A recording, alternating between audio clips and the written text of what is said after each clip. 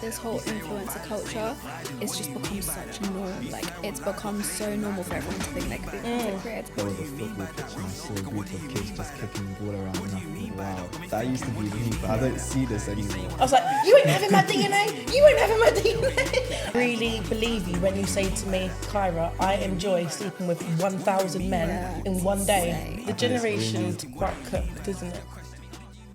Hello and welcome to What Do You Mean By That? The safe place for unsafe opinions. I'm your host Josiah and I'm here to challenge ideas, question assumptions and get people to say the things they usually wouldn't.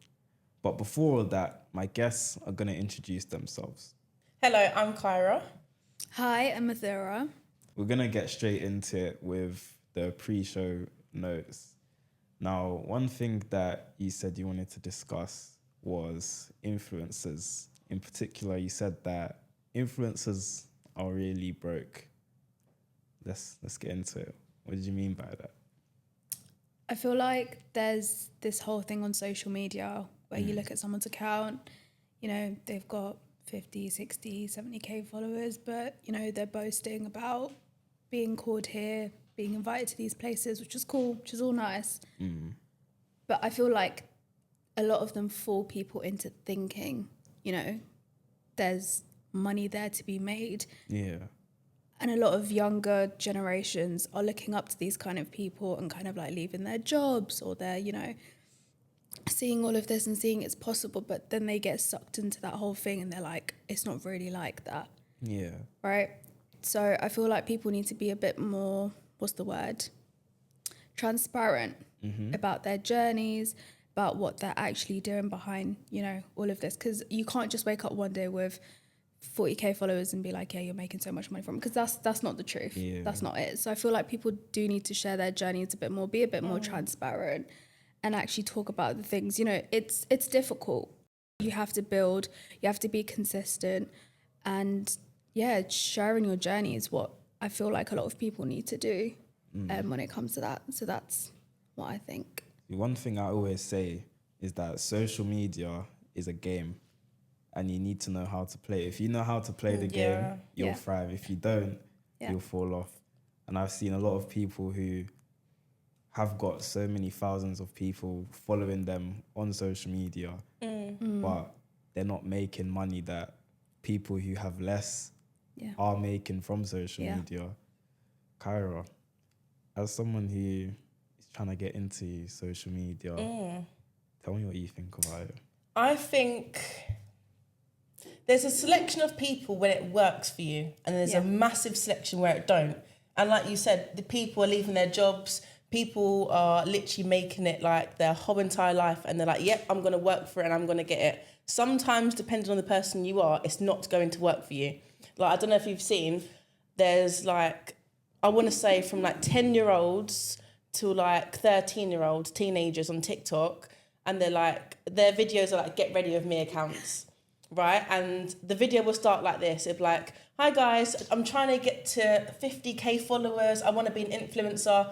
Them type of people, I know they're kids, I don't know, but them type of people, it's not going to work. It's not something everyone's cut out for. Like, I would say I'm cut out for it when I put the work in. With other people I've seen that's tried to make it, it's not for you, and you can tell. If you have a media personality, sweet. I think I've got a media personality and I could, if I put the effort in. But with some people, they just don't. Like, you need to be very educated. It's not as simple as like, right, I'm going to put my phone there, I'm just going to do my makeup and talk. Sometimes people ain't got it like that. It depends on who you are. So yeah, some people can actually make it, some people can't. And I hate that influencers try and make it out like it's for everyone. And it's really not. You've got to be a special type of person to actually go forth and make it big and make this money. Do you know what I mean? It's not for everyone. It really isn't. That was quite harsh, I feel like. Sorry. But you're not wrong. It's true. You're right. It is true. Yeah. Something you mentioned about media personality, I think Kyra definitely has. She's been on a lot of episodes and every time I always say it, she's just made to be on the screen. Yeah. I see a lot of influencers who aren't. I would say. Yeah. 100%. Bouncer always talks about being internet ready, right? But I've seen a lot of people who have this blue tick next to their name, who've got hundreds and thousands of people, millions of people following them even, but they don't know how to be on the internet. You can tell, like, I don't know about you two, but I can tell when, like, I can see someone trying to make it. I'm just like, I can't see you making it. I'll be so real. And do you know what it is? Sometimes it's luck. Like, there has been a couple girls where they've literally put their phone down, done their makeup, and it's not a good video, but somehow they blew up. That's luck. Yeah. Not everyone's lucky. So don't think like, oh, because that random girl made it, you're not going to make it. It's very like, I don't know. Yeah, no. I feel like it's very popular nowadays and people need to hear the harsh truth. That's true. I also think that this whole influencer culture, it's just become such a norm. Like everyone thinks like, you know, like you were saying, all these school kids, bless them, like, cool, you've got exams, you've got all of this, but they're so focused on jumping on TikTok and being like, if I post one video, it's gonna blow. I feel like it's become so normal for everyone to think they could be a content creator, but like you either have it or you don't. And another point that you made was like, also some people that have lower followers actually do make so much more money up because they don't chase virality. They're chasing actually turning those metric into like business owners, business followers, or actually opening a business, right? But yeah, to be honest, I hate the word influencer now. It's just, when I was younger, I wanted to be it. Don't get me wrong. My God. Yeah, like, oh my God. Yeah. But growing up, I realised like you either are very lucky, you have a mad media personality that everyone will literally attract, like, you know, see you as a magnet, or you just don't. Literally. And it's quite sad. I feel like social media, especially TikTok, it's kind of like, it stripped everyone's personality. They're all the same now. All these kids, they all love matcha. Like, what's the trending topic? It's matcha. Disgusting. Like Sunday reset. Like, all these things, all these trends, it's kind of overtaken all the Gen Zs. And it's just kind of made them one person. Like, we all love matcha now. We all love, I mean, I do like matcha, but I like matcha before it was a massive trend, but whatever. So everyone's just the same. Like Molly May, like whatever Molly May does, I'll do. Molly May likes a skincare product, I'm going to get it. That skincare product is for someone who has severe acne. Why would you get it? Do you know what I mean? Like, everyone's just the same, and it's just like Bioma, the skincare, like all these trends that's happening. It's made people the same person. I've seen it. It's quite scary. It's like got everyone in a massive chokehold, isn't it? 100%. You It's quite mentioned scary. Molly May. A lot of The Molly May influencers, effect. they get paid to promote a service. Or Exactly. product. People don't understand that. And so when they do that, they're pushing it out to all of their followers. Exactly. They don't necessarily use that service or product. They're just getting paid to promote it. Yeah. So it's like pushing fake news in a way where they're not actually users of this, but they're getting everybody else to jump on it. Obviously, they're going to get paid for that. Yeah. Do you know what's crazy? I saw maybe she was like 11 or 12, child, probably like primary school or like year 7. She was like, oh my God, I've got my hands on, I don't know if you've heard of it, Let Me Sleep. I think Khloe Kardashian came out with like this gummy that helps you sleep. Yeah. And all these kids have jumped on. I'm just like, as a kid, would you take like sleeping that helps things make you sleep? Like half of you kids don't need it. Yeah. And all these kids put in like 7,000 different products on their face to make it look aesthetic in their videos. It's damaging. It's very damaging. My child was not wearing retinol at 12 or collagen at 13. You must be crazy. Like, it's really got people in a chokehold. Like, you don't need to do that. Just put a bit of simple moisturiser on and wash your face every day. Do you know what I mean? Like, don't need retinol and then this one and 10 different moisturisers. It's quite sad. You know what it is as well? These like 11-year-olds and 12-year-olds, they don't look their age anymore. No, they because don't. Of this. Yeah. Because they see like the older generation doing the most on TikTok and social media. And then Yeah. they're like, I need to be like that. It's like, It's relax, quite you're a sad. child. It's like a pressure to feel like you need to grow up really quickly when you don't. Yeah. Just be a kid. It's not embarrassing. Yeah. Just One be a kid. example, Nothing wrong with it. Northwest. Oh yeah. I've seen so many videos of her just not looking like a kid. But and you know I what, think it's Kim? sad. You know what Kim said? She was like, she's gonna allow her to express what she wants to, because she's shown that since she was young. Because I actually watched one of her interviews and she was like she gets homeschooled, she gets taught about personal branding, she gets taught about business and stuff. And because, of course, she's a Nepo baby, because of all those things, she was like, I'm going to allow her to express what she wants to do, because she clearly has a thing for fashion, clearly has a thing for, you know, all those grills that she wears and stuff. So I guess when you're in that industry and you've got a mother and father like that, it just becomes natural to you. I suppose it does. It's understandable for her, but if she wasn't as famous as she is, there's no way. Wild.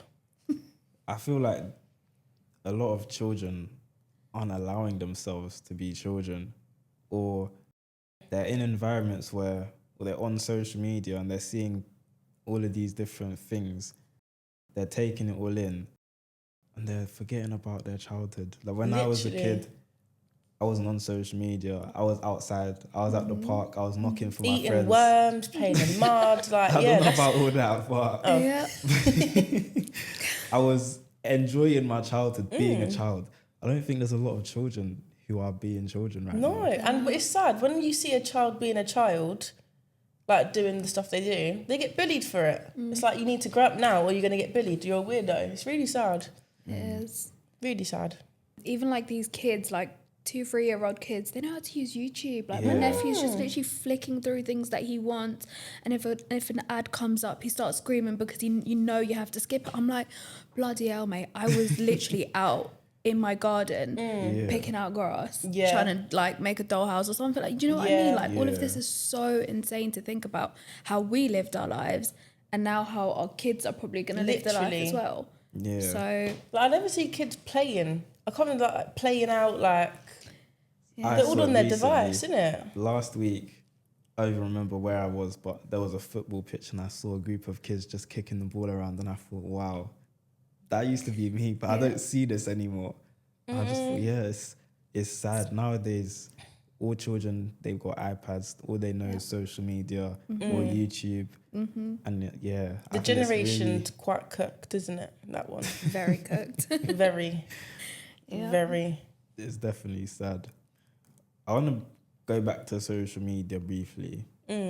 Something I've seen recently in the past few years is an increase of people trying to do OnlyFans or other adult content, thinking that they're going to become these few women who have made careers and been able to blow off of that. What are your thoughts? The whole like OnlyFans thing, do you know what? It just makes me sad. It does. It really does make me sad because, especially nowadays, there is so many ways you can make social media. You can make money off social media, and I feel like doing that to your body, and having no sort of dignity. Yeah. It's crazy. You can make probably the same amount of money doing something else. Like Bonnie Blue, for example, she obviously makes a lot of money. Yeah. A lot of money. I feel like if she done something else, even if she was a businesswoman, she would make probably more of what she's doing. Yeah, so it is quite. I think it's really sad because that's never the way to make money, in my opinion. Like, do what you got to do. Like, I'm not judgy, but like, I think it is quite sad if girls actually go down that route and kind of enjoy it as well. Because it is a sad route to go down, especially when you're of age and you now want kids and a husband, and it's a bit long, isn't it? The ones that have been able to become successful, have blown from it, it's based on their marketing strategies. It is. Yeah. And so I feel like you could do a lot. If you've got a good marketing technique, you don't need to go down that route. Exactly. If you look at Central C, arguably the most famous person to come out of the UK who does music, and it's purely based on his marketing techniques. He's got a very, very good business mind. I feel like that needs to be translated more, but through other things. 100%. Definitely. I think, do you guys know who Anna Paul is? Oh my God, I forgot she done that. But for the longest time, I didn't know OnlyFans was like where she makes her actual money from. Yeah, same. But to me, in my head, I grew up watching her, and obviously like she blew up on TikTok again, and I was like, damn, like you're such a pretty girl. And she seems like A bubbly person. a really nice just person. down to earth. You wouldn't think she does She that. does OnlyFans. But then not to judge as well. If that's what you want to do, that's perfectly fine. But when you look at these things and you're like, okay, like dignity, self-respect, like you're a pretty girl, like, you know, there's so many other things you can do. But I did also see this video where I don't know what her name is, but she's a very famous OnlyFans creator and she makes a lot of money from there. But another girl was kind of bashing her, saying, if you actually go look on her page, she's actually not selling nude pictures and stuff like that or videos, but she's making it out like OnlyFans is what's creating Oh, her see, money I don't like that. and misleading these young girls by putting like, you know, kind of open pictures and stuff like that. But when you go on her actual account, she's not. No. So it's like, why are you sucking people in? Exactly. I think that's quite cruel. That is, but again, marketing strategy works for her. That's what's making her money. So yeah, it's really sad. I feel sorry for people that I think it was Lily Phillips. She done an event where it was like she slept with, I think, over 1,000 men. Yeah. And she made a documentary, and I watched it because I was curious. Like, are you gonna have a breakdown? Because me, I would. Well, I wouldn't be here anymore if I'd done that, and I wouldn't do that. But if I'd done that, I wouldn't be here. She got baptized though, didn't she? Or was that a lie? Was that Again, AI? She got baptized. She did, but I think again this was another marketing. And it's quite what sick. She does I is think it's rage marketing. Because she was saying how she doesn't believe in God, or like literally months prior. Yeah. She did And it she and got then baptized. continued doing So what the was same that for? thing. Exactly. It's rage bait. But And that's I feel another like- way people are making money on social media. Yeah. Because when you do something that you know is gonna get people mad, Yeah. you're gonna get so many more views Yeah. because of it. And it's sad. She's done so much fuckery. And in the documentary, she actually burst into tears and just felt weird. She said the only reason she was crying is because it kind of felt weird. Like, of course it's gonna. But I feel like I don't know, in the future, I could see her probably leaving it. It doesn't, from watching that documentary, it doesn't seem like she enjoyed it. Like, well, Was it the one where her parents were on like the Yeah. laptop and they were kind of like, I think that was the Set same above- documentary, yeah. yeah. yeah. I She mean, cried over that as well, didn't she? She was saying it's upset her parents. But I think deep down she's hurt. you must be, because not being funny, every adult enjoys intercourse, right? Yeah. Not to that extent.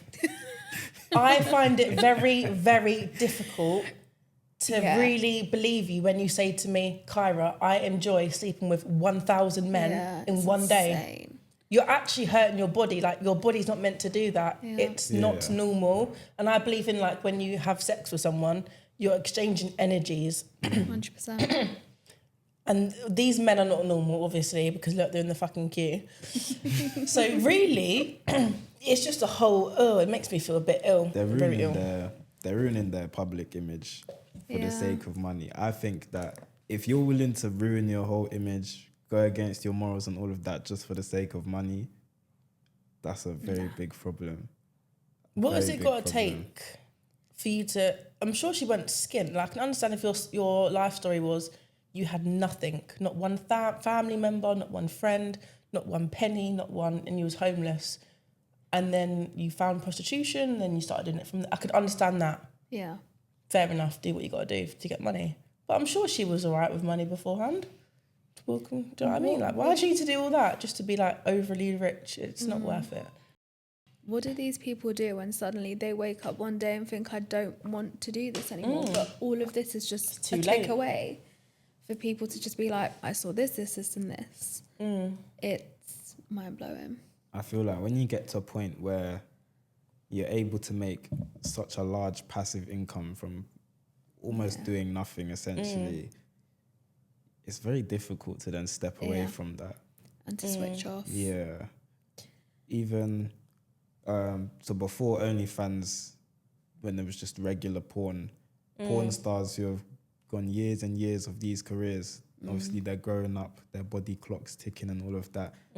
They get to a point where they want to maybe have a family or settle down, but you've done all of this for so many years. I don't think anybody would want to get into a relationship with someone like that. Well, now, there not are a those normal who have. man. A proper normal man wouldn't. Yeah. With morals. Yeah. Yeah, They absolutely end up not. getting with other people who are also in the industry because naturally that's the only person who's going to want you. It's awful. It makes me feel a bit sick. Do you know what? I was at work and I had a phone call, so I picked up and I said, hi, and then my workplace. And then he goes, are you interested in making money? I said, well, no, but I'm just curious. The answer's no, but I'm just curious on how. So he says how, and he goes, take my WhatsApp and I'll tell you. Oh, God. Anyhow, I was like, no, I'm not giving you my number. So he spoke to my phone and he was just like, basically, I just want feet pictures and used socks.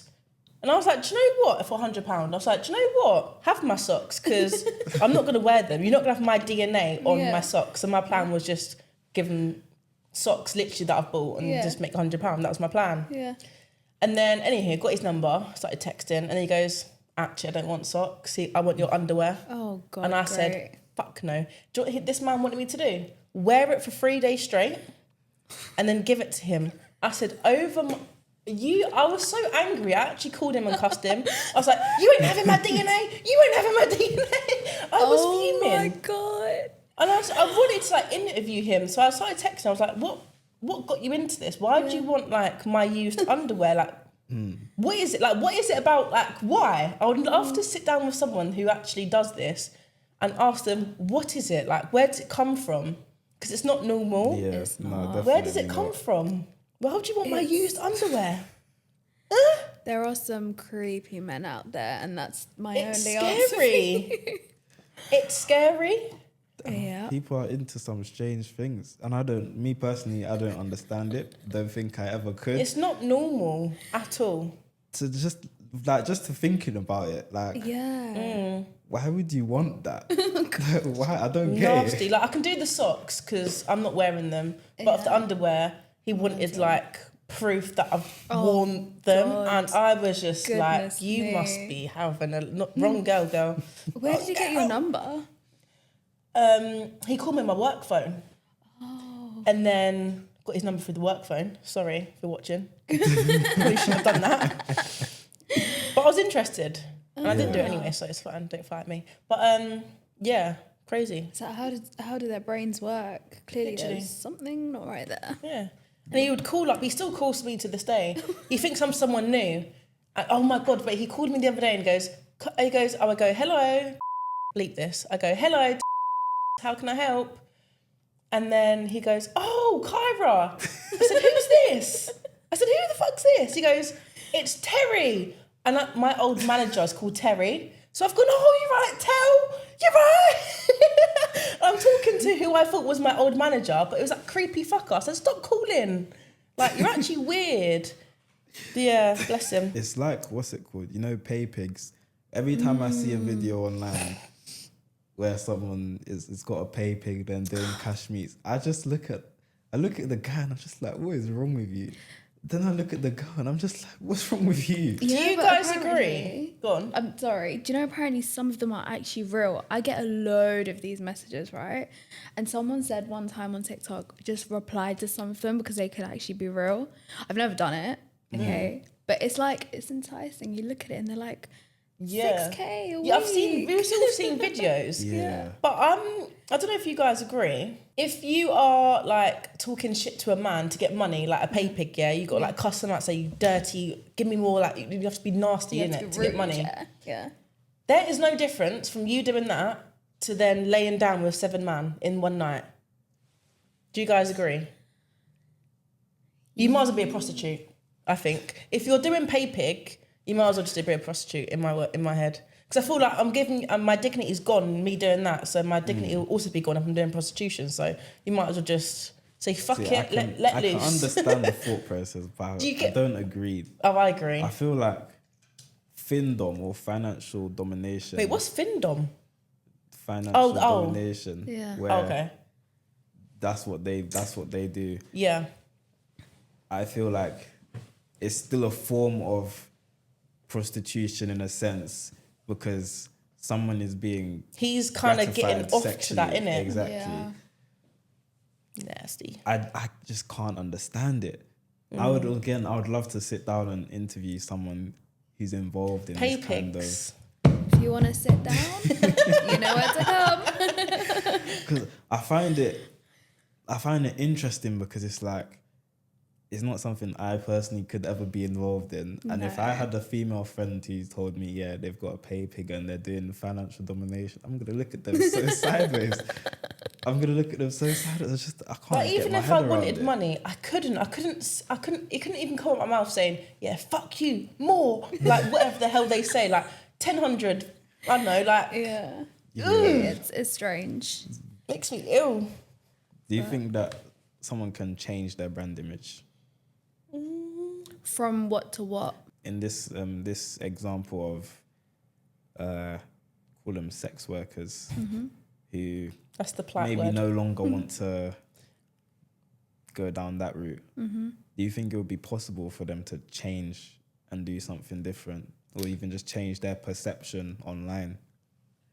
They can, yes, but it will come with a lot of backlash. It's not going to be a simple, yep, I'm going to wake up today and I'm a completely new person. I'm just going to start posting a different life. No, it's going to have a lot of convincing, a lot of, in a way, redemption, showing, you know, you've changed. Maybe going out and doing the right things, like, you know, maybe getting into charity or like, you know, I feel like it will mess with their heads more because they have so much more to prove again. Yeah. But it's doable. But you're going to get judged. Yeah, to a certain extent. I feel like your past will always come and haunt you. Yeah. For like once a week it will haunt you. Like imagine you're done with all that, you're living life, you've got your kids, you've got a nice family, you're living life doing the whole family business, yeah?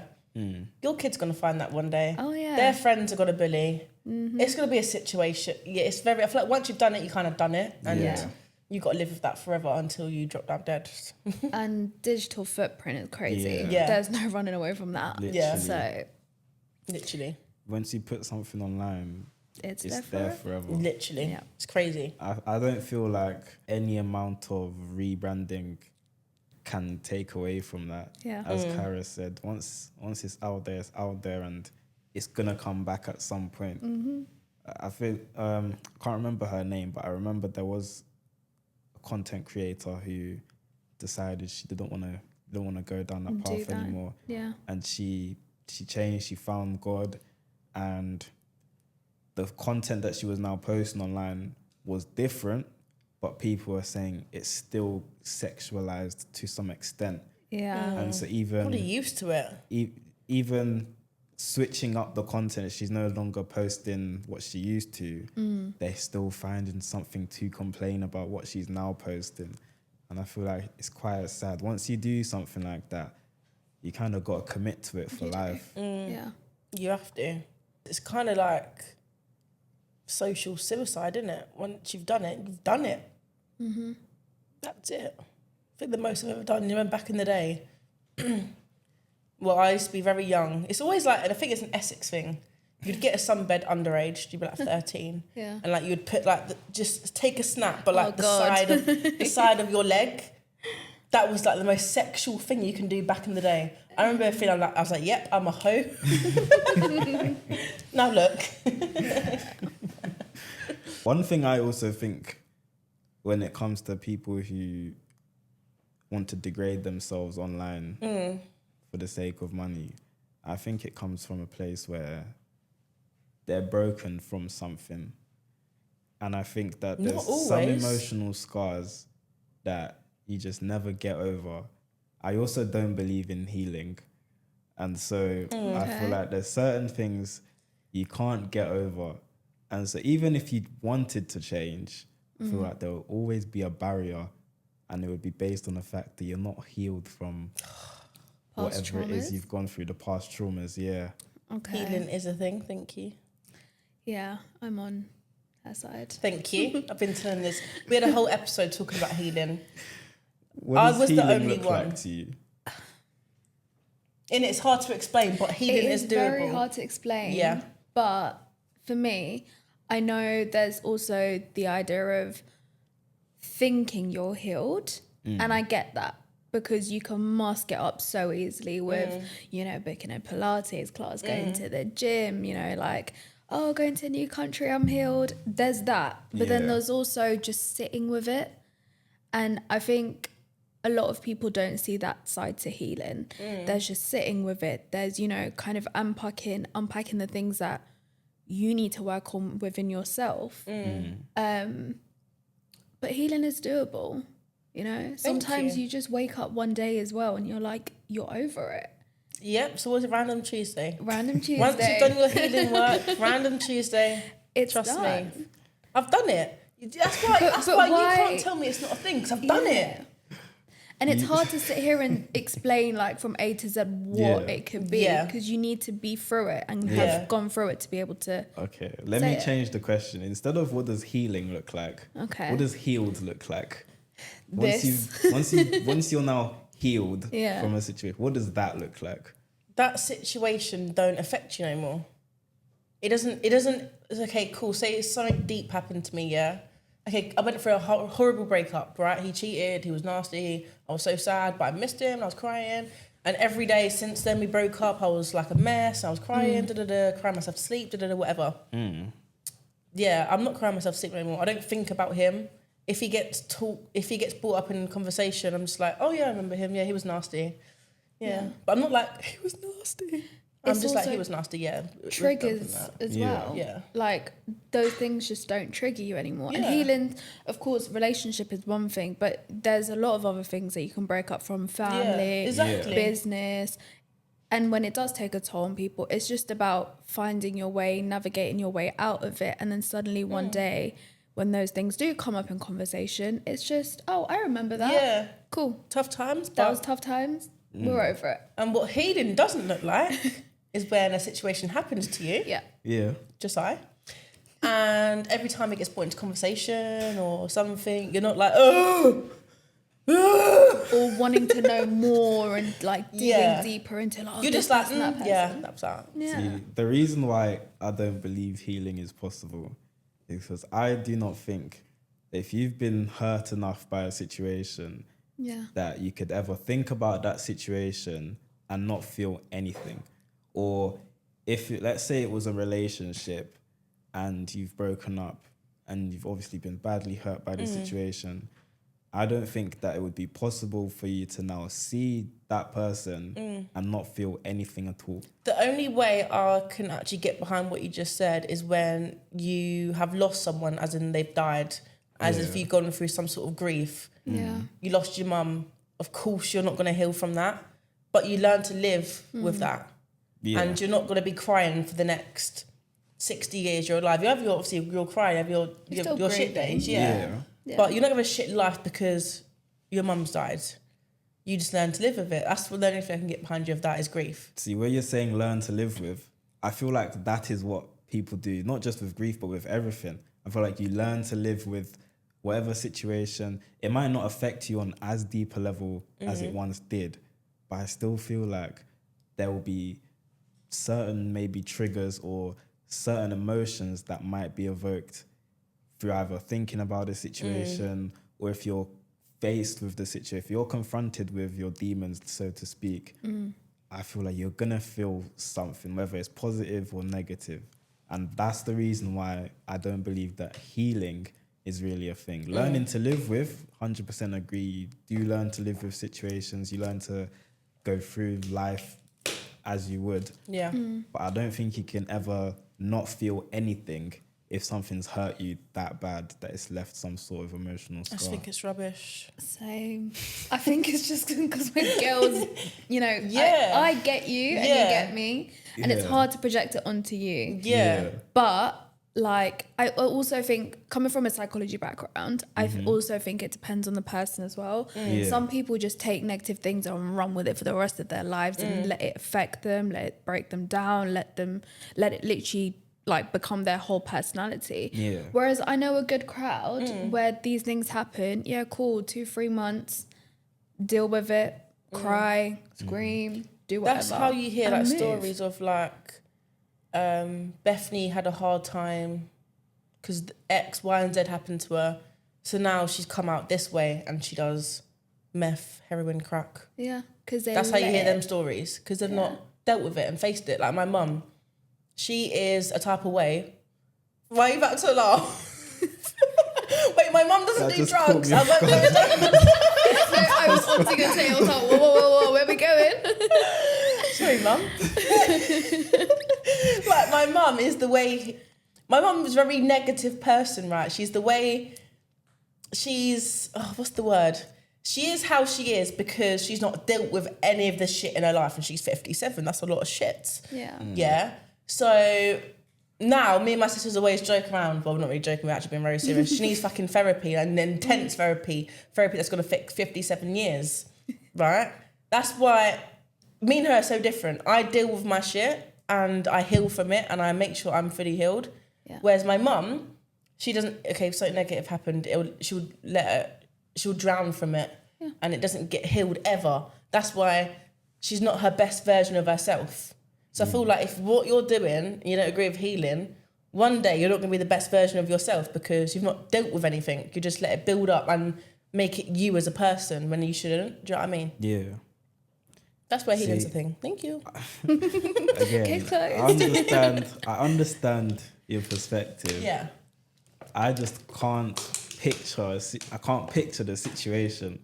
I've gone through some stuff. I've never claimed to be healed from things that I've gone through. Okay. I know people who do claim that they are healed, and then I see behaviors that would suggest otherwise. I That's don't think performative healing. I don't think I've ever really come across somebody who is actually healed, or they've gone through something and this thing no longer affects them. Yeah. Again, I've not come across those people. I'm sure maybe they do exist out there somewhere. I'm just yet to meet them. Can I ask you, what does a fully healed person look like then to you? To me, Interesting. a healed person, when I think of it, would be like when you've healed from an injury or you've healed from an illness where that thing no longer affects you in any capacity. I feel like if you are healed, you can. I'm going to use relationship as an example. Okay. If you were cheated on in a relationship and it's ended messy, however, and then you get into another relationship, if you were fully healed, I believe you could get into that new relationship and the thought of being cheated on won't cross your mind. But I think in reality, when you get into a relationship after being cheated on, I think it's very natural to think, not necessarily think, oh, my partner's going to be cheating on me, but maybe you're going to be more cautious going into that new relationship. Or if we move away from relationships, friendships in general, if you've been friends with someone for a long time and they do you dirty some way, somehow, and you're no longer friends with that person, if you had a mutual friend, let's say, and that person's name's come up in conversation, you won't feel any positive way, you're not going to feel any negative way, it'll be completely neutral about that person. Or if it's a situation, you could be faced with a similar situation and not have these feelings that you had back then in this new situation because you've healed from that. Like, for example, if you have a cold, you're now healed from that cold. Yeah. You're not still going to have a sniffle. You're not still going to have a blocked nose. You can then have another cold, new symptoms, or even the same symptoms, but it's a different illness you've now got. Again, you'll heal from that. You'll be perfectly fine. So when I think of healing, that's the kind of way that I think of it. So that's why, I don't believe that you can fully heal, because in my head, if you're healed, you're no longer going to be affected by it in any capacity. Okay. I hear it. Don't agree with it, but I hear it. So I think that the word shouldn't be healed or healing. I think that the word needs to change, because when I'm thinking of healing, I'm genuinely thinking about it like in the medical context. If I'm healed from something, I'm not still going to be going to the doctors for it or getting medication for it, kind of thing. I hear it. Fair enough. I guess in that you don't agree. I think that's the last time I've had this conversation with you. So many times I've had this conversation, it's a joke. Do you know what it is though? You did say one thing about the whole I'm just taking relationships, for example, being cheated on or whatnot, and then going into a new relationship and then, you know, thinking that your partner's going to cheat on you. I think that's natural in every relationship within our generation. Especially this generation. Social media and everything. I don't think it's not being healed. Naturally, as women, I think we're more alert for these things. We have like a wall. We have, you know, we're a bit more guarded up because social media and stuff, like we said, going back to our first points, it's made it so possible. So I don't think that goes in line with healing. Maybe because of the context, because you use that. But I think naturally we're just more alerted to look out for these things, red flags, you know.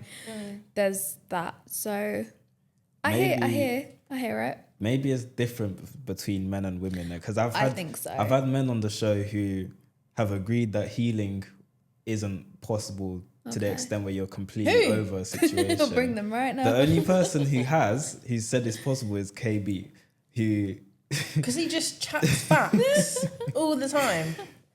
In this particular episode, he was very much on women's side. But moving away from that, I feel like maybe men and women are different. Me personally, I think so.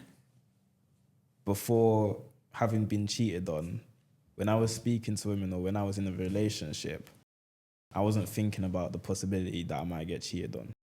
Afterwards now, when I'm speaking to someone, that's what I'm naturally thinking about. And I've had conversations with women who, again, have been living in la la land when they're in relationship because they haven't been cheated on. And then they've been cheated on. Every relationship they get into after, now they're more cautious, they're more wary.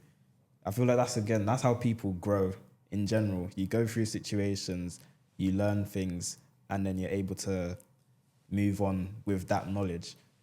That's another reason why I don't really think that you're fully healed, because now you've learned this thing, you're going to use that knowledge in some way, shape or form. So what I'm saying to you, it just goes in one ear and out the other because you just don't agree. It's all right. No, I hear you. I think it's a very agree to disagree topic, especially between men and women. I do hear you. Yeah. But that's just not my brain. I wasn't wired like that. Maybe one day I'll convince you. I get that. Yeah. Maybe. But I don't think I can heal from things. Again, I think that's you and your brain. Yeah, maybe I'm starting to think some people just can't. Yeah. Maybe you're constipated. And that's not a bad thing. I think you're mentally constipated. It's not a bad thing though. Yeah. I think we're more resilient mentally. Yeah. Maybe females just feel more, so there's more need to. Yeah. I don't know. I do hear what you're saying. I do. Maybe try therapy. Maybe she can get across to you. Therapy. You've tried it? Therapy. Have you ever done therapy? I have, and it helped. It didn't help massively. Because I've got a question for you. Go on. Have you tried therapy? Yeah. Okay, for both of you. When I'm telling my therapist a madness, is she meant to go, yep, yep, oh, that's bad, That's did judgment, you? Mate. That's judgment. All I had. I think you need the a whole. refund. I was telling some deep, dark, black shit, you know. I was saying this yesterday, and the whole thing I got was, hold on, this was £100 by the way I paid for this. Oh God, great. And and she was Scottish. She's going, that's a wee bit sad. I was like, give me advice. What am I meant to do? I just told you a madness. Like, what the hell? No. So for me, no, therapy's shit. I need with your therapist, like, does she give you, or like your experience of therapy, do they give you advice? Are they meant to give you, what are they meant to do? I don't think, I'm confused now. Like, are they meant to give you advice or just go, oh yeah. Like, if I wanted to tell someone about my shit, I'll just tell my friend, not you. It's not advice where they tell you, go and do what I'm like telling you, but it's more of the case where it's like, take it with a pinch of salt, but see it from these perspectives. What have you thought about it like this? But have you thought about it like that? And it's kind of making you realize every perspective of it. Oh. Not like, you know when someone's just like, you're active listening, that's all you're doing. Yeah. And then she goes, well, time's up. I thought, oh. No. I've not even asked my question yet. Like. I think Yeah, maybe get a new You therapist. definitely need a Honestly, refund. like, she was sweet, but I'm sorry. She was from the Aberdeen. I don't know. Aberdeen? Did you look at Scotland. her, like, Her credentials. yeah, her credentials, and then also what she's actually like? You know, some people go through, what's the word? How do you say it? Like, they have specific. Yeah, so I things that they needed can talk one about. to do with, like, I don't know what you'd call that, family. Oh, and family, like okay. mindset. That's what I wanted out of therapy. Yeah. She dealt with depression, anxiety.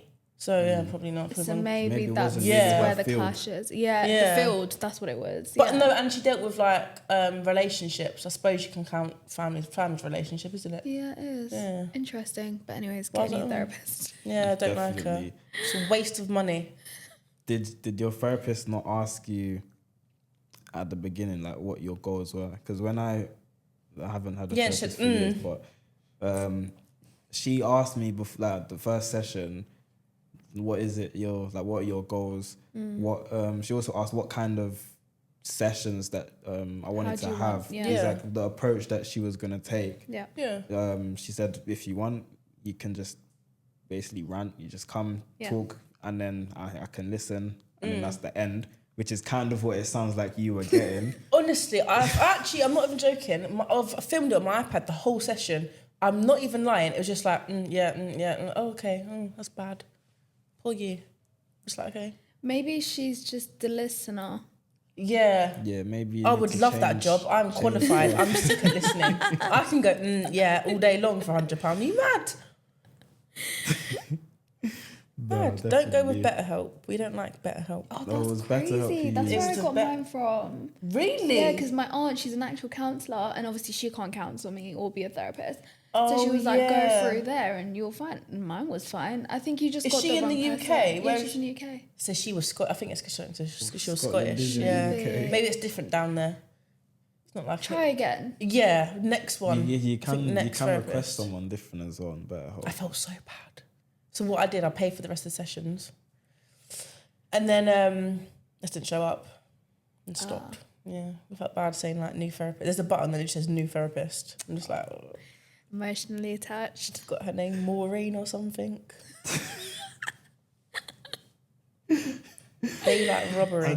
I can't believe you continued to pay and then didn't go. I would have at least. The first turned one I up. was like, okay, maybe she just wants to get to know me. Third one I was like, yeah, now maybe she forgot last time. Let me But can I tell you tell her something?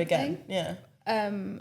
I did counselling for my degree, and one of the things is like sometimes you just won't get along with your patient. Yeah. And it's either up to you or for the really? counsellor or therapist to be like, this isn't working. Yeah, I need So it like a could be the mindset case. coach. That's what I wanted. And she bloody like shout out to actually Jay someone on TikTok. I don't know if anyone's heard of her. She's like a life coach. She's fucking sick. She's been my therapist. No, not literally, like I just watch her videos and it feels like And therapy. you feel different. So yeah, after. I've placed her with her. What kind of thing does she talk about? I don't know, but she's fucking brilliant. Like after one video, I'm just like, yep, I've got it. I'm just bare She positive. Like, what? She like a motivational. Yeah, speaker kind of motivational thing? speaker, yeah. Okay. I've had some encounters with them in the past. Oh, I should we feel get like- one on? Anyone? I feel like there's a thing of too positive. Like there's some things that you just can't be so optimistic about and so positive about, and in a way it kind Yeah. of feels condescending. When I've like had conversations with people, not therapists or anything like that, but just conversations with people in general who just have an overly positive outlook on life, it becomes annoying to talk to them because Yeah, it does. like I could be telling you some bad stuff and you just like you're so positive about it. Little insight, I'm gonna be very. Actually, no, I'm not gonna be vulnerable. That's ridiculous. But anywho, I told my therapist like mad. What she should have done is say, "Oh my god, are you okay?" And she should have like gave me some positive words and tell me not to do it again. I got a. That's when I was like, "You're the wrong person for me. Yeah. How dare I tell you what I just told you, and you want to go like." Do you know what? I saw a TikTok the other day. So this girl, her name's Abby, and she called like who's them people like the Suicide Watch, Samaritans. Oh, yeah. Yeah. So Abby called the Samaritans. I think her name's Abby. I don't even know. Whatever. She called the Samaritans. She's like, oh, whatever. And she goes, well, if that's what you feel like doing. Stop. If that's what you feel like doing, then I don't know what to tell you. I said, never. Is this Maureen? It must have been Maureen on the other line. No, but you know what I think is happening in this world? People are just being given jobs because they need to fill up these spots, and everyone's desperate, and this flipping job economy is shit. It is. Where it's like, if you've got a bloody like psychology, A-level, come work for us. But are you like flipping qualified? No, you're fucking not. Exactly. Hence why this shit is happening. You get Maureen, people like Maureen and whoever that was. I just thought that must have been my therapist on another job. That sounded exactly like her. Well, if that's what you feel like doing, then what do I tell you? To stop? Crazy. Oh, wow. You wouldn't even say that to a stranger, would you? Yeah, Imagine you saw a stranger that was like in the tracks or something. You wouldn't say, excuse me, mate, that's what you feel like doing. Go away. Then you do. Whoever she had a phone call with, they need to be fired. Not even retrained. They just need to be fired. That's basically like murder, isn't it? You're trying to murder her.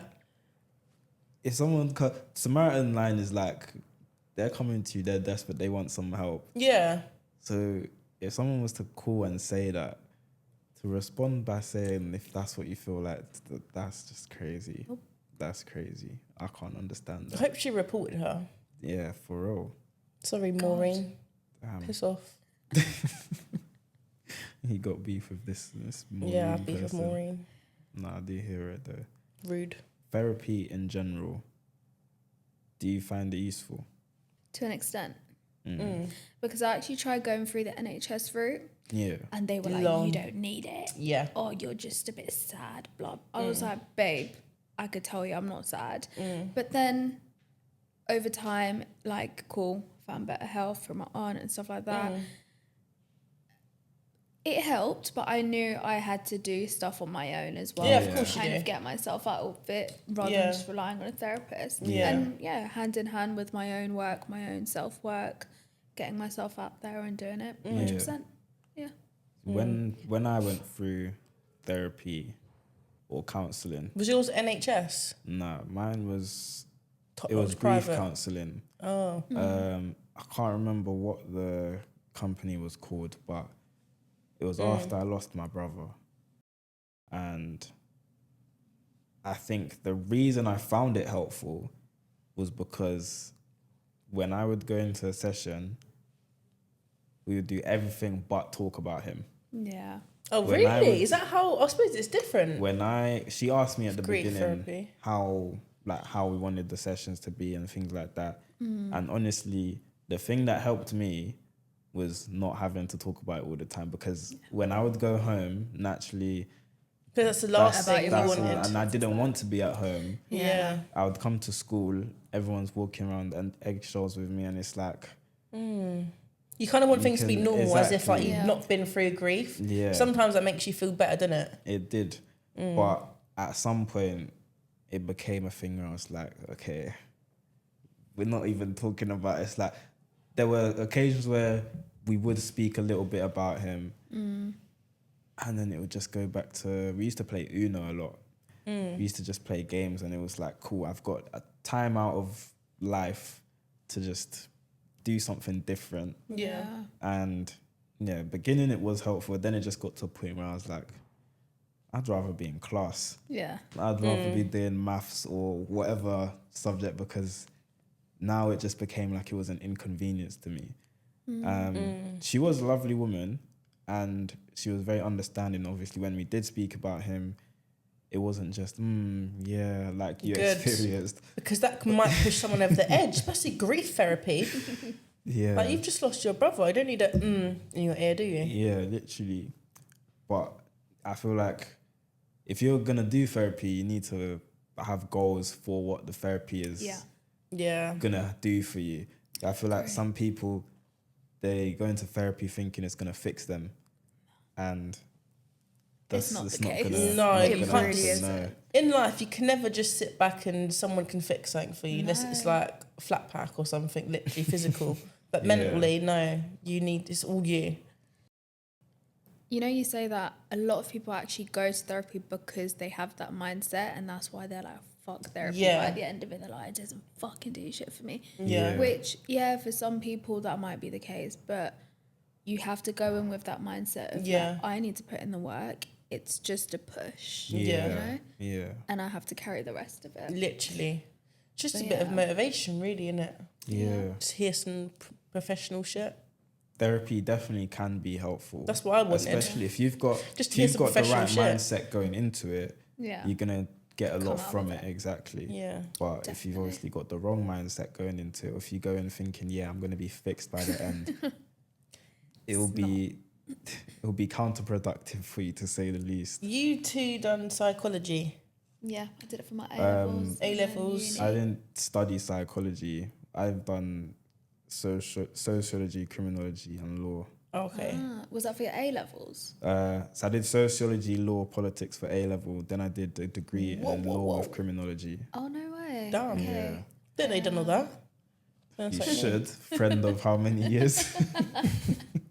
I've got a question for you then. Yeah. I always say this. I've not studied psychology, but I wish I did back in the day. Yeah. I think everyone, like, the way you study maths, I think everyone should have been taught psychology. Do you not think it would be very beneficial for everyone just to have that bit of background, like the basic shit? 100%. I think we should have, but we only got that option when we got to what? A-levels? It's up to you. It's one of those things where I feel like if we got that earlier, maybe at like the transition between primary school to high school, it would have been good. Yeah. Even just like, I think it's kind of a life skill. Yeah. In a way. Literally. It would help a lot of people notice people quicker, how they really are. I think it would save, not lives, but like it'd be very useful. See, whilst I haven't studied psychology. Whilst I haven't studied psychology, like in school, I've done a lot of work to do with psychology outside of that formal education, and then obviously through Soc and Crim, I've had aspects of psychology as well. Yeah. And one thing I've always said is it's been so helpful for me in my personal life. Yeah, that's what I'm saying. It's very helpful. When it comes to interactions with people, I can understand their behavior, understand why they are the way they are, or I can even predict certain behaviors, which has been so useful for me. I can meet somebody and straight away I know exactly how this person is going to be towards me, how my relationship with them is going to be, and so that I can make that conscious decision whether or not I'm going to entertain this or if I'm not. I definitely feel like psychology is something that everyone should learn. Everyone should have some sort of interest because it's helpful in your personal life, not just academically, but in your personal life. Yeah. I agree. Is it too late to start now? Where'd you even go uni for that? I went uni, so I did psychology and counselling. Initially, I wanted to be a therapist myself. Oh, lovely. And then got to second year and I was like, it is a lot of work. Yeah. But everyone used to say, like, I'm really good at listening. I'm really good at, being able to read the room, read people. Yeah. And I thought I had it in me. Yeah. But it's a lot. I feel like it's, I suppose you get taught how to kind of not do this, but if I picture myself as being a therapist, I'd be quite drained. And that's the problem with the job. And not the problem, some people like it, but you can't switch up from that. Yeah, if you can't have a work and home mode, it's difficult. Long. I'll be thinking about Patrick's mum. Oh my God, Patrick's mum in bed. A lot of therapists actually have therapists themselves. Yeah. So what? Because obviously if you're sitting there all day, every day, listening to everyone else's problem, at some point that's gonna take a toll on you. So therapists have therapists, and that therapist must. So who's that? Yeah, it's like a massive chain. Even when I was studying counselling, they were like, they signed us up, to go counselling ourselves as well. And it's not because there, something wrong, I'm using that.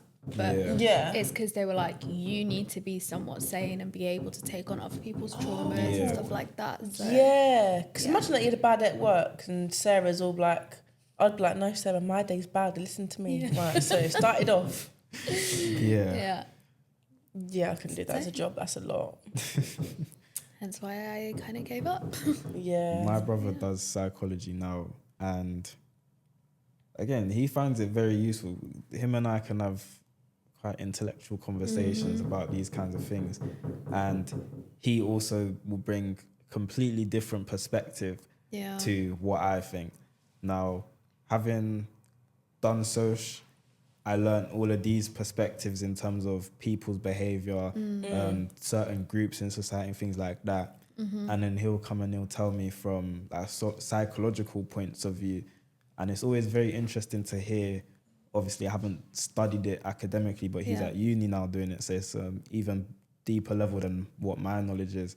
Yeah. And yeah, it's something that is another reason why I definitely feel like it should be included in curriculum. As you said, from when you're in primary school, going to secondary school, like that sort of transition is a period where if you can have some sort of psychology lessons, you'll be able to cope with that transition a bit better. 100%. Yeah.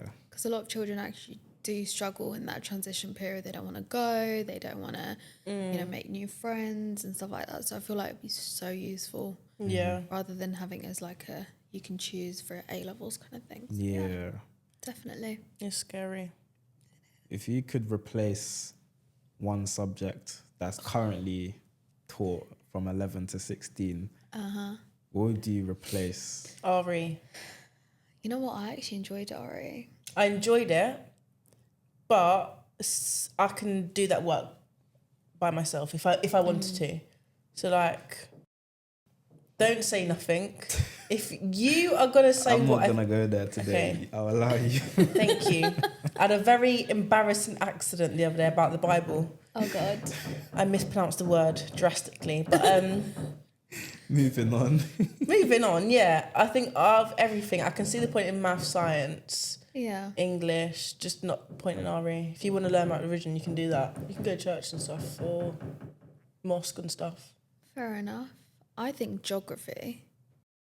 Because Oh, I didn't think of that. The hell, man, rocks and shit. I don't give two shits. Like, respectfully. Wait, no, I've changed my answer. History. Nah. But history is. It was History's interesting. never gonna go. It's But you don't need that knowledge. It's nice to know, isn't it? It's just nice to know it's that nice to know. Henry VIII had 8 wives or whatever the fuck it was. I don't even know. But like, he had what? Not 8. 7? 6. 6. 7. It was Oh, 7. what was that tune? Head. Divorced, beheaded, died. Divorced, beheaded, survived. You're some Tune. smart guy. You watch Horrible Histories, didn't it? Oh yeah, What's that Horrible show? Histories. Yeah, Roman Histories. Oh, I did enjoy that actually. It was interesting, but So nostalgic. Yeah, geography now, man. I remember like literally sleeping through my Really? exams. Like I was literally drooling. I was like, why am I doing this to myself? I do hear it. What about you? What do you think? I'm going to say English literature. And I say English literature because I think English language, definitely everyone needs to learn that. Literature, I feel like, is something that you either go into, like career-wise, or you don't. Language is more general. Literature, when you're looking at things like analysing texts and being able to pick out certain things, language devices and stuff like that. And I just feel like English literature could be replaced with something. You're already doing English language. I think you could probably incorporate some literature into English language and then change English literature and put something like psychology. I just thought Spanish. Oh yeah. French.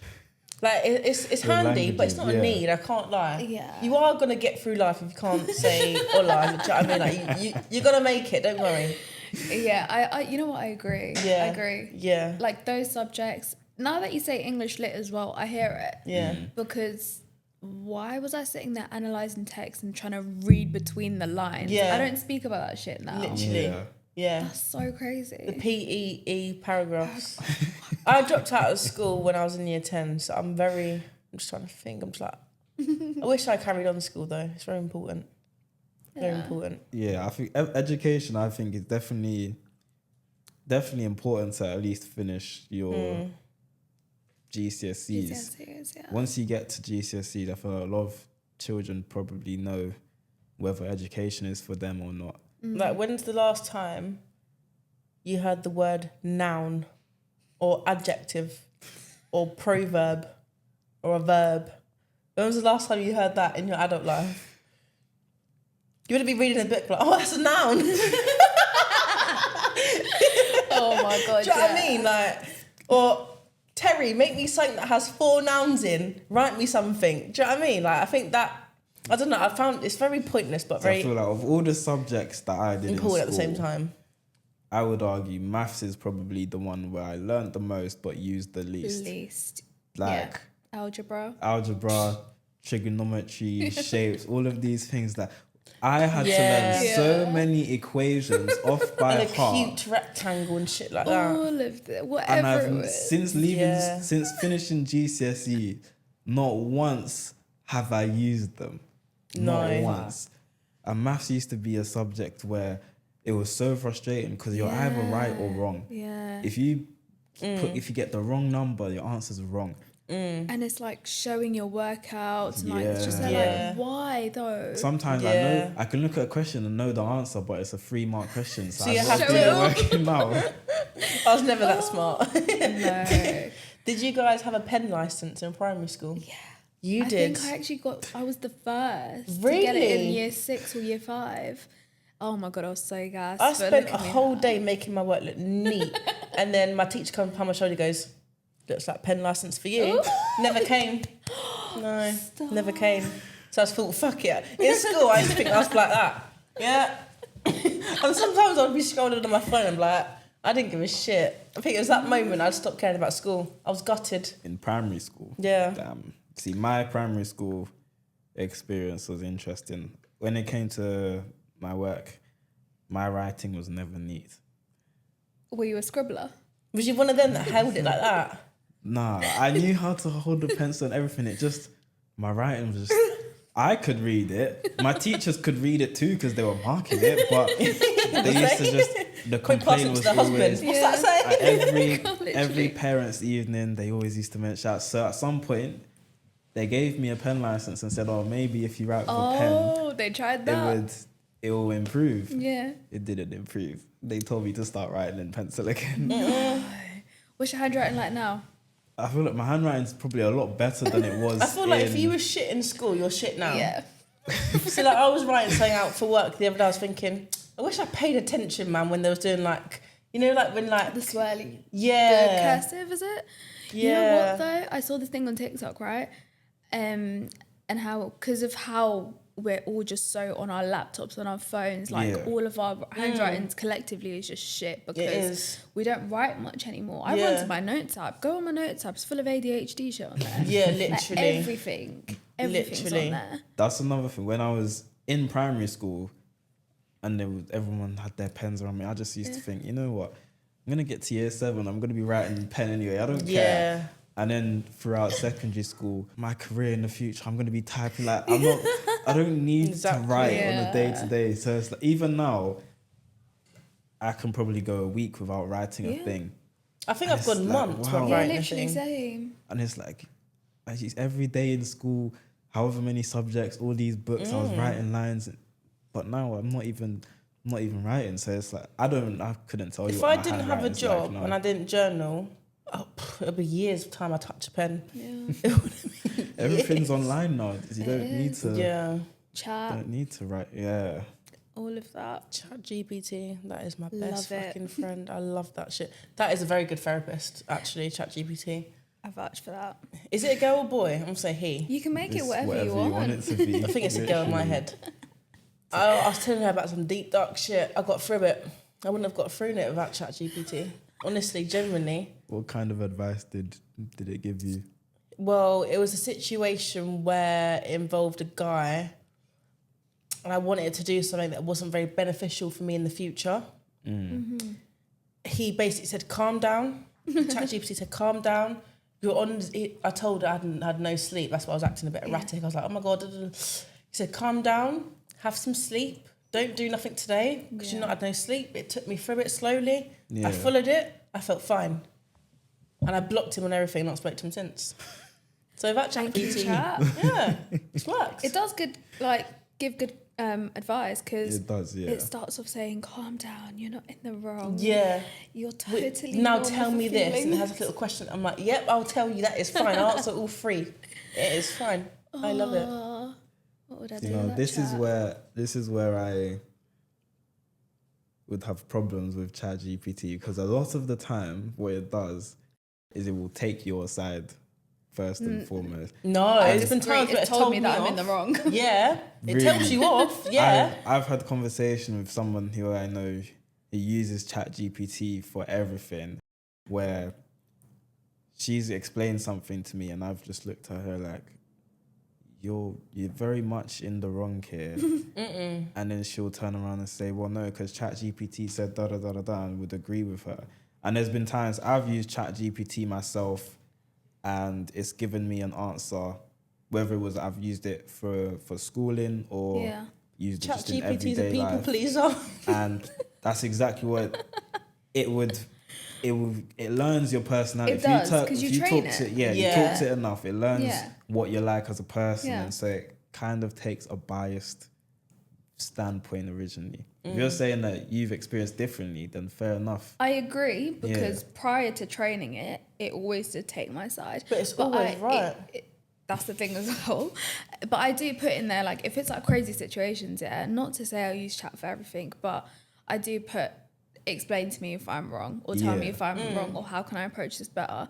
But then again, that's also training it the other way. So this is the thing with AI, you can do whatever you want with it. Yeah. You can mold it into anything. So Love it. There was an occasion I wanted to test ChatGPT where I think I was in uni. This was a couple of years ago. It's been around for that long? Yeah. Yeah. So I had a question that I knew the answer to, and I've put it into ChatGPT. yeah. And it's told me the answer that I knew. I then said, you're wrong. Explain why it's this. And it then said, oh, my bad. You're right. It's not this. And then told me why it was a different answer. No, I can't lie, it still does do that. Does it? Yeah, because I use it for business and stuff. Yeah. And it does do that. Oh. It's fallen into that trap of thing. Well, it's lost my trust then. What the hell? Well, you might When ask words tonight. You might not know the answer. You might ask it a question and it gives you an wrong answer that you answer. think, Yeah. this doesn't look right. Yeah. And then you might say, okay, this doesn't look right, rework it, and then it will say, oh yeah, you're right, it's not this, and then give you another answer. Yeah. Then I just don't trust the answer it's giving You me. don't. It's been right. I was in a situation where I might have gone, not prison, but I might have got in a lot of trouble. Yeah. So, yeah, I took it through. I told ChatGPT why I got arrested, what I done, what evidence was shown, Yeah. and it told me they ain't got enough evidence in you to send you to prison. They ain't got enough da-da-da-da. And what you done weren't even that bad. Guess what? NFA. See, I know somebody who was in a very similar situation where they were going through something legally and they've gone to ChatGPT. ChatGPT has advised them, plead not guilty, go to trial, da da da da da. They did that and they got convicted and sentenced to prison. Now, if you use ChatGPT for law, But I use it for They're law. not allowed to do. Didn't they have that thing now? You no you're doctor not- it's not advice and legal supposed- advice yeah, anymore. But it Oh, can yeah. still, it can give you still generalized. can It give can't you, tell like, you yeah. do this, do that. Yeah. It can still give you advice. God, that is so funny. What the hell? When I sent a picture in, they didn't like it. Wait, cut that out.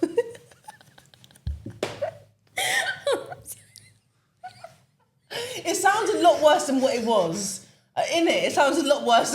I mean, I think it's just the fact that we're sitting here with Mike and you said that. Cut this entire bit out. I didn't even know you did that. I was didn't scared. even know you did that. Oh, wow. Wow. Yeah, but you can cut that out if you want. Oh my God. But yeah, very handy. That just threw me all the way off. And do you know what? The doctors, I had a shaver's bump on my bikini line, and you Razor couldn't. It bump, wasn't like an inappropriate photo. It was literally just my, what do you call that, your groin? Yeah. I sent a picture of my groin to my doctor and they text me saying, don't send us inappropriate pictures. I said, okay, what about my groin? I felt so I felt like a weird, I felt like an old man sending a dick pic. Like, I felt like, I was like, okay, it's I don't know, not maybe inappropriate. online, obviously it's not inappropriate, but maybe online they just saw it as... Ends up being just like a shaver's bum. When you're sending pictures through like online doctor, online portal, there's also guidelines, like there's certain things that if it's a bit bad, you should insert just a go picture in of my person. groin on the screen. Promise you it's not bad at all. I'm not gonna do that. Definitely not gonna do that. Oh. But yeah, there's some things when you're sending pictures on, like even to ChatGPT, there's certain things that you can't upload. It's annoying. You know what though? Sometimes chat doesn't do what I want it to do and it just does its own thing. Yeah. I swear at it. And then it comes back to me, it's like, I'm going to take a step back now. And I was like, no, you're going to fucking do what I told you to do right now because I need to get my shit done. So there are certain things with chat where you have to be careful and stuff. Yeah. But yeah, I hear it. Overall 10 out of 10 experience, isn't it though? Yeah. It's been handy. Yeah, it's very handy. I feel like, it's helpful. Even if I know a lot of people use ChatGPT instead of like searching on Google now. Oh, 100%. Like TikTok. I don't use Google. People go to TikTok for their news. They go to ChatGPT for their search engine because it's so quick and easy, and it does it quicker than you scrolling and searching. It's true. Literally. Even Google has its own AI at the top. Have you seen it? And it just summarizes everything. Really? Yep. I didn't know that. You don't have if to you scroll search past something down the thing. Oh. It's crazy. Yeah, I don't really use Google. Yeah, you use chat. I have chat and TikTok, that is me. Do you pay for premium? No, I got the free trial and cancelled it, I think. No, I think I have paid for it once. Yeah. I think I paid for it just to find out one thing that how much is it again? 20 It's quid, £20, I think. yeah. No, I didn't pay for that then. Well, I think I had No, this but other... it's worth it though. Trust Is me, it's it? worth it. Yeah. Because you know how it says like, oh, your time's up if you ask too many questions? Yeah, it doesn't I do just that. I've got like an iPad, a phone, a laptop, so I just go on all free. And then I just swipe up when it's gone. But I've paid for something in the past to do with ChatGPT, but I can't remember what. I like the premium. I use the premium as well. It's very helpful in terms of... Wait, hold on, £20 a month? Yeah. Yeah. It's worth it. Trust me, Is it? If you use chat that much, use the premium one and you'll be Well, I like, don't think I what use the it hell? that much then. Even- Because I the way don't- I use it's I not don't like use worth it 20 quid. that much, but when I do use it, the premium functions it's better than like just the normal Standard. version.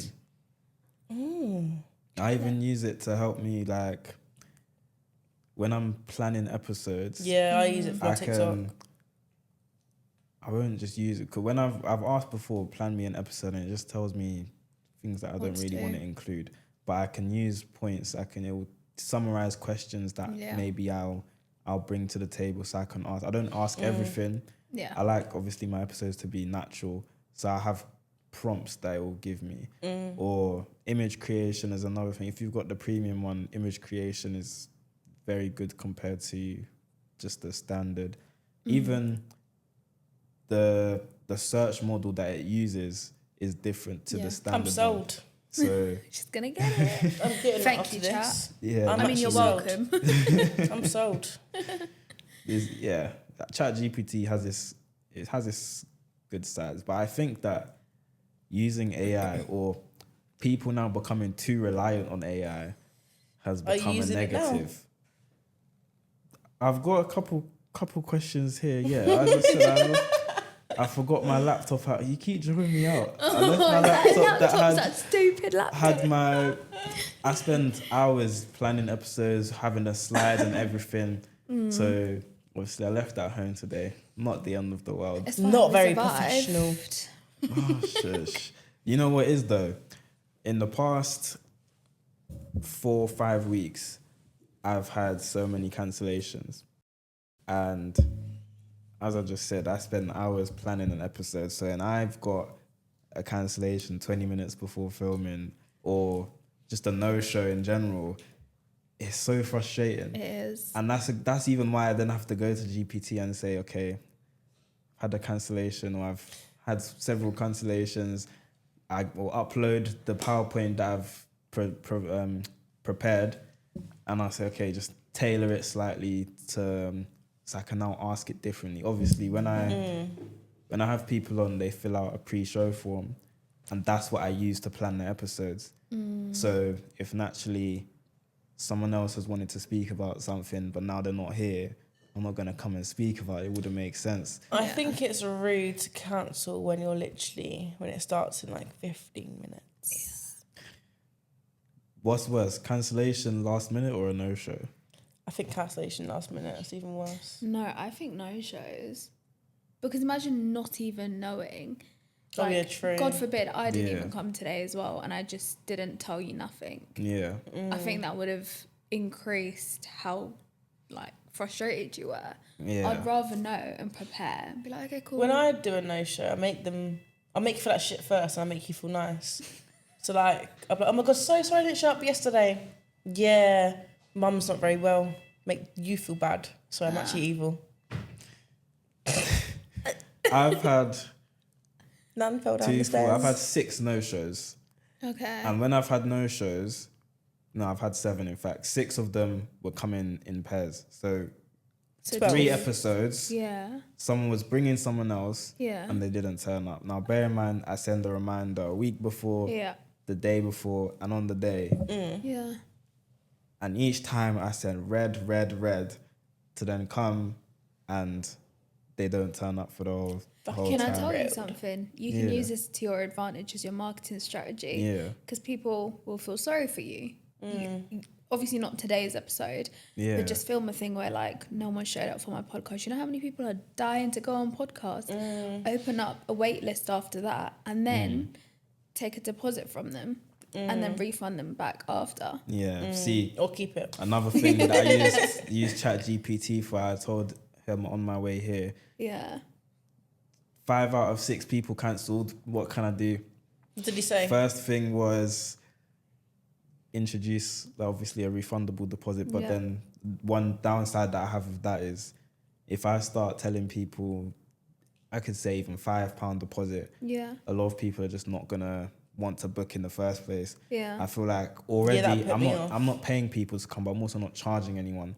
So it's very easy to if you don't want to come anymore, or if you can't make it, it's very easy to send me a message and say that, compared to just not showing up, especially when I'm sending reminders. But this is why do that video and you'll get pushed for people, or just I don't know if you're on TikTok, I've not seen you on TikTok, but just do a normal video where you're saying like, you know, you're doing these things, jump on my podcast, join the thing, and then that way, because people are dying to come on, they will pay.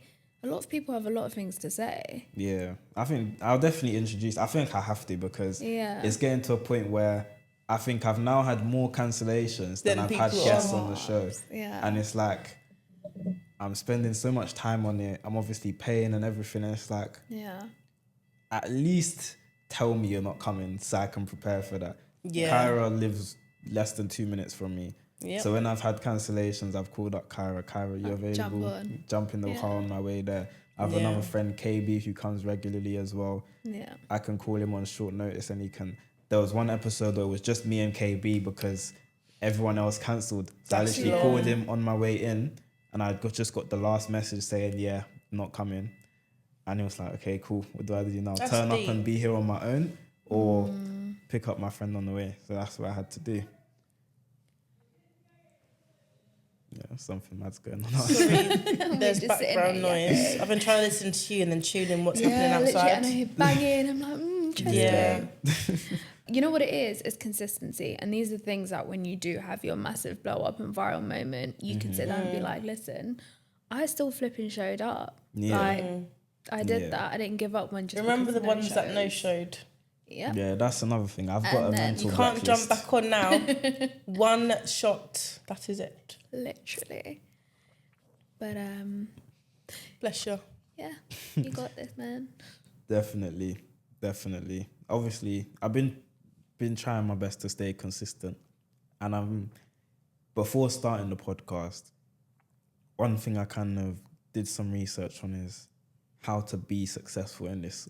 And the thing I kept seeing is you need to be consistent. You can't have days off or weeks off. And that's why I even thought, let me do pre-recorded episodes. And I've got them 4 weeks in advance. So if anything ever happened where I couldn't film on 1 week or anything like that, I know I've still got a few episodes that I can still at least upload so that I'm not missing weeks. I can't go 1 week without posting. Obviously, you just got to stay consistent. The other thing I know is I'm not going to blow it overnight. It's a thing where I'm doing this because I enjoy it, not even because of chasing virality. Exactly. I'm doing it because I enjoy it. I enjoy hearing from different people, hearing other perspectives. And so when I can hear other people's perspectives, I hear other people's thoughts on things, other people's takes. I enjoy having conversations like that. So yeah, it's not something I'm doing for any sort of virality or anything like that. It's literally just because I like talking. I like hearing people's opinions. Literally that, Good for you. Kyra. Yeah. You and your TikTok, what are your goals with it? Do you know what? I just want to... Do you know what it is? It's my sister. Actually, no, it's my whole family, in fact. And my close friends. I literally, from the age of 10, right, I used to do YouTube like a kid. Oh, cute. For a kid, I was actually decent. Anywho, got a bit older, secondary school, whatever. My whole family was like, oh my God, you need your own reality TV. Like the things you come out with, like the way you are. Like they would fucking love you. I'm like, okay, cool. I heard that my whole entire life. And it's like loads of people say it as well, like media personality, da-da-da. Then I started to believe it. I was like, do you know what? I am... Yeah, I was like, I've got it, I've got it. Yeah. So then I started putting in effort. I made a gym series on TikTok called Hot Girl Gym Journal. Really enjoyed it. But then I found out I like it, but I just don't like filming in the gym. I feel like I'm not properly doing a workout because I've got to properly put my camera up and then work out a certain way and then just do my own. Then just work out all nice and sweaty. I wanted to look nice for the camera. Yeah. Whatever, I started doing that. And I still don't know what I really want to do, but I definitely want to do TikTok but put my personality there, like maybe like beauty, makeup. I've always been into that. I used to be a makeup artist. And put my personality, shove something and then put my personality on it. That's what I want to do. I want to find my niche, but just make it me, if you know what I mean. So yeah, that's my goal of TikTok at the minute. Nice. I just love it. I love filming and editing. I fucking love it. I actually love it. I enjoy editing as well. That's why I do all the editing. Yeah, I love myself. editing. I find it fun to even just basically watch back the episode. Obviously, things that I need to take out, I take out. But watching it back and just seeing it, I will sit there and I'm laughing at things that have been said and I'm like engaging in the conversation again kind of thing afterwards. I feel like editing, when I'm editing it, I really do enjoy it. Even though it can be a bit time consuming, I'm still happy to do it because I know... It's quite satisfying in a way, yeah, literally, it's satisfying. I do enjoy it. Sorry. Then it's like you're proud of what you made. Yeah, that's the other thing as well. I've had a lot of comments about my editing saying a lot of people they think that it's been edited by someone else professionally. It's all you. A lot of people have said, this looks like a very professional podcast. It's not a low budget type of thing. And I'm like, it's my hard work. It's got to be. If I'm not being funny, I would never watch something that's like in your nan's kitchen, maybe like on your bed. Yeah, literally. It's not giving. Right. Before we get to the end, I want to hear everyone's opinions about COVID,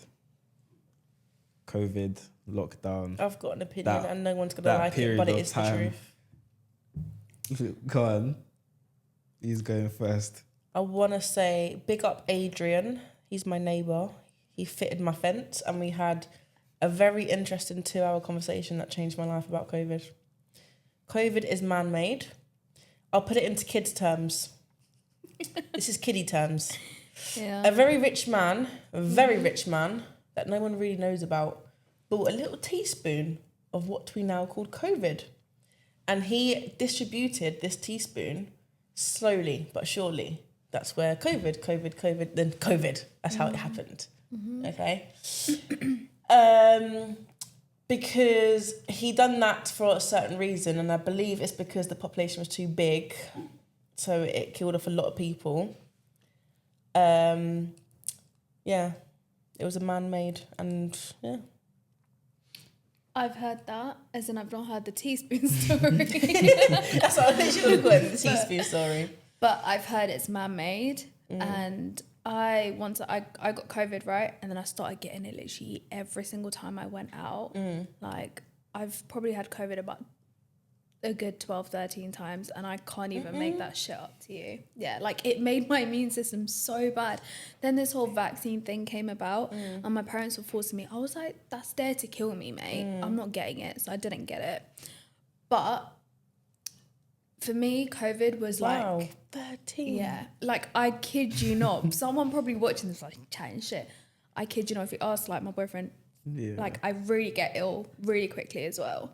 So it was just one of those things, like, if someone was to cough in my face, like, and my throat would start burning, and I'd be like, I know I've got COVID now.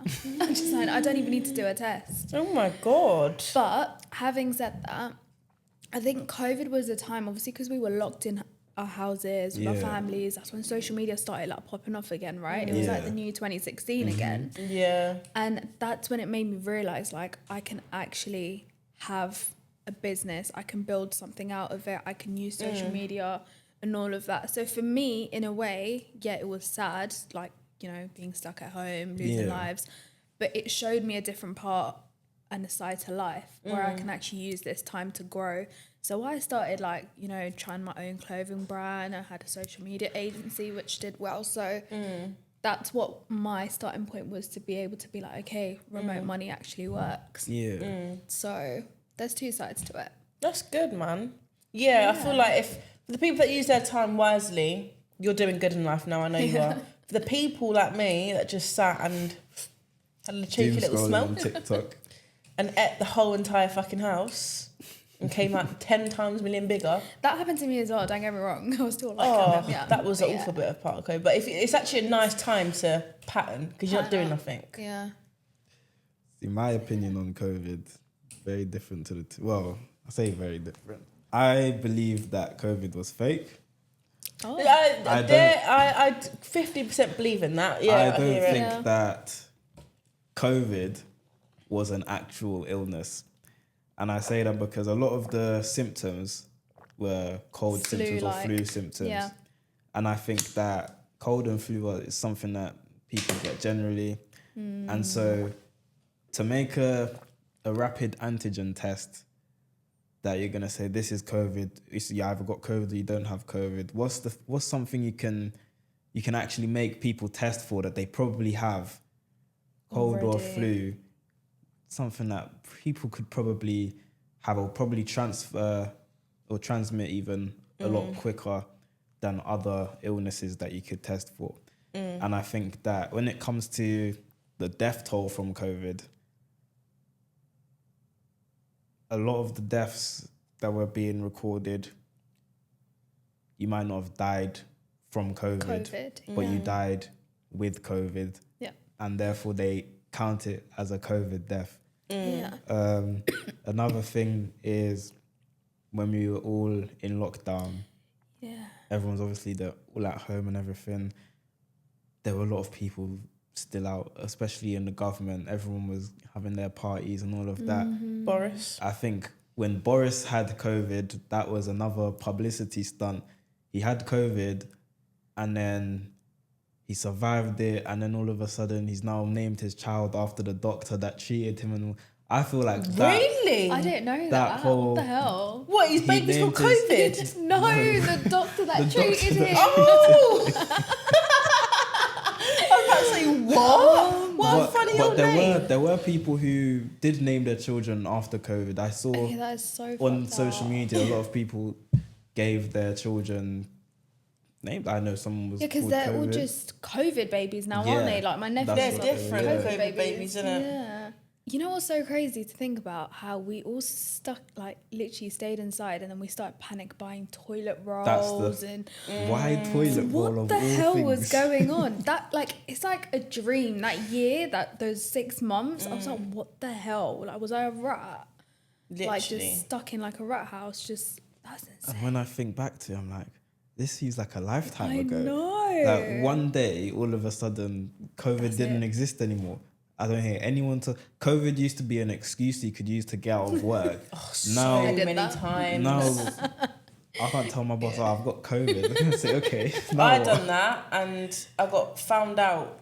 I walked past my manager, up, like past the bus stop. Stop. And do you know what I done? I saw her, so I looked at her, and I thought, fuck. I was like, going to the doctor's, babe. I was like, then she pulled me in the next day. She goes, Kyra, you was fake coughing in front of my face. I said, no, I wasn't. Like, I was ill. Like, I had to go out for my mum. Like, it was I'm so sorry, H&M. I hated working there. Everyone was just shit. See, I was known as a super spreader at work. Really? Because of how many times I got COVID, so I just, use it to my advantage. But it worked. Bloody hell. I don't blame you, I would. Literally. Nah, do you hear it? COVID I feel like it was such a funny time because it was like, it seems so surreal to me now to think about it. Yeah. I can think about laying in my bed, playing PlayStation with my friends, we're doing GTA playlists and all of that. Or I didn't like TikTok before, but COVID kind of got me onto TikTok and I was just scrolling. This is kind of funny. All of a sudden, I'm scrolling for 5 minutes and 10 hours has gone past. Yeah. And I was going to sleep at 4 a.m. and waking up it was such a wild time. TikTok was such a nice space during COVID times, wasn't it? Like everyone had like these fun little dances. Like it'd be a nice little community. It was. Now it's just matcha fucking parties, we're all the fucking same, all the same, we have no fucking identity. I feel like people had more personality back then as well. Yeah. And we were forced There's no to show personality no time. Now so when someone does have a person, like, oh, fucking hell, breath of fresh air, innit? Like, you don't like matcha, you don't like doing all these trends that have popped off. Crazy. Well, that took me back. It's interesting to think about. I had 2 birthdays during lockdown. Obviously, it was a bit shit because what can you do? What did you do? Good question. I think I turned 17 in lockdown. Did you? And yeah. So your 2 big birthdays, 18th. 17 and 18th. But 18th was where you could now have social bubbles. Really? You was allowed out if you was 18? No, as in like you had, within your family. When I turned 18, it was bubble it was time. when they.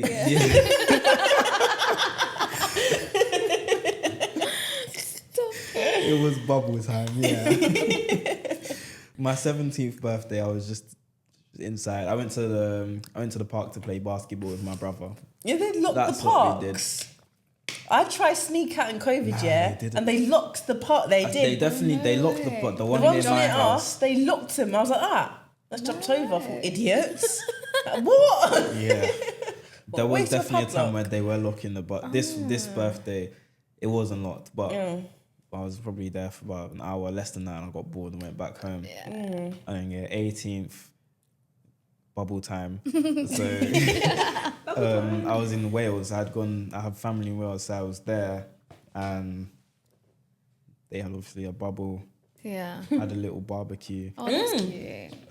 Someone reported me. For what? In Oh, for lockdown. having a barbecue. No. I lived with my friend during lockdown. He lived at mine for like how long a lockdown was, like 2 years, whatever. Yeah. Someone reported me and said I was outside when I actually wasn't. And I would love to know who that is to this day. Anywho, get a knock at the door. I'm like, oh, there's someone at the door. Skipping, about to see someone new. Open the door, police officer. Are you Kyra? Then my second name. I said, yeah, I am Kyra. Then my second name. And then he goes, we've had a report that you've been out mingling. I said, sorry. I said, I've not left my room. So whoever the fuck had done that, fuck you. I don't know who you are. I didn't know that they were shut. I did hear a few stories, but I thought it was fake. A personal report, overtime. yeah. No She could way. just call the police and be like, yeah, Sarah's out, isn't she? I'm like, what are you doing out then? Exactly. Go back home. Exactly. How did you see me out? Was you out? Exactly. Oh, Were they wearing funny, wasn't masks? I reckon it was this girl that didn't like me because I lived with my friend in lockdown, like I said, and he was a guy, and he would like have hoes on his phone, and one of the hoes happened to know me. Oh, I didn't really great. like her. She was quite weird, so I kind of distanced myself. I feel like she just got jealous that I was living at mine, even though we're friends. We're not, you know, no way. And I think she just reported me. Really That's weird. sad. Yeah. I never experienced anything like. I don't know anyone who's experienced anything Good. like that. Be glad. Bit weird. What a Another thing time. that my mum, she during lockdown was obviously stuck inside working from home. After lockdown, she started this, I'm gonna call it a series of just booking flights and cutting out. My mum now will regularly, a few times a year, just book a flight and leave the country. It was maybe a week ago now. Yeah. I was at work, I got a text, I'm on my way to Tunisia. No pre-warning. No pre-warning. gone. I'm just like, oh, okay. She just, every so often, she just fly out and I'm like, good for her. I'm trying to be like that when I'm older. Just Innit? book a flight and I don't blame her. just leave the country. I can't lie. I did that myself. It's nice. You should do it. It's a nice break, isn't it? Yeah. I'll definitely consider it. But she can do a solo holiday. I love can't. solo holidays. Oh, really? Nah, I can't. I feel like my personality isn't built for that. I think I would genuinely get bored on my own. No, I wouldn't. Or it would be a thing where I'm going out and I'm looking for people to interact with, kind of thing. Yeah. If I'm in a different country, I like to chill. Like, I like a nice chilled holiday. I don't want to be going trying to make friends or trying to mingle with people. So I'd rather go with someone I know that we can chill and do nothing together than I go and now I'm trying to go out of my way. I don't think I could just lay on the beach on my own for many days. I can. I think that's my dream. When I went on holiday, I fucked off my friend. And I said, sorry, you're not coming to the beach with me. And I went by myself. I was like, oh. No one in your ear. She can't sunbathe. I can't be with you if you can't sunbathe. I don't want to hear, oh, it's hot. Yeah, I know it's hot. We're in Cyprus. We know it's hot. She goes, oh, sweating. Just shut up. I don't like all that. Are you an introvert? I wouldn't say I am. I can't lie. I don't think I can say I'm an introvert. I know my brother definitely is, and I'm nothing like him. So it's like I like going out. I like being with my friends and all of that. If I'm on my own for too long, do you go I just crazy? get bored. I think it's more of a girly thing, though. Yeah. I don't know a lot of guys that have gone solo travelling. No, I don't. It's Unless the mainly organics like doing that. But I was talking about organics yesterday. It was quite an experience. Yeah. That term, I don't know where it came from. But Can we do an episode about organics? I've got so much to say. no, you need Can to we tread get very organic carefully. I'm going to find you an organic. Anyway. Right. Before we finish, I'm going to give you both about 30 seconds. If you've got any last burning things you want to say or any questions you want to ask, anything you want to bring to the panel, now's the time to do that. Follow me on TikTok. I'll put it on the screen. I was going to do the shout out after, but if no one has anything to say now, we can do the shout outs now. I don't know what I want to say. I've got something to say. Go ahead. I might have something to say after that then. If you want to come on the show, I got no problems with that. Please don't cancel last minute. And if you can't come for whatever reason, let me know in advance. I always send a reminder a week before, a day before, and on the day. So you got plenty of time to tell me if you can't make it for whatever reason. Even if you decide, you know what, I'm not feeling it anymore. I'd rather you do that so I can plan in advance than you no-show or you just cancel last minute. It's very annoying to get a message when I'm on my way to filming that 5 out of 6 people aren't coming. As you can imagine, when you're trying to build a brand, when you're trying to build a platform, cancellations can have a real bad effect. They're not welcome. So if you want to come on, I'm happy to have you on. But please, communication is important to me. Just communicate with me. Thank you. Anyone else? TikTok is on the screen. Okay, we'll do the shout outs now. Shout out yourself, pages, any businesses that you've got.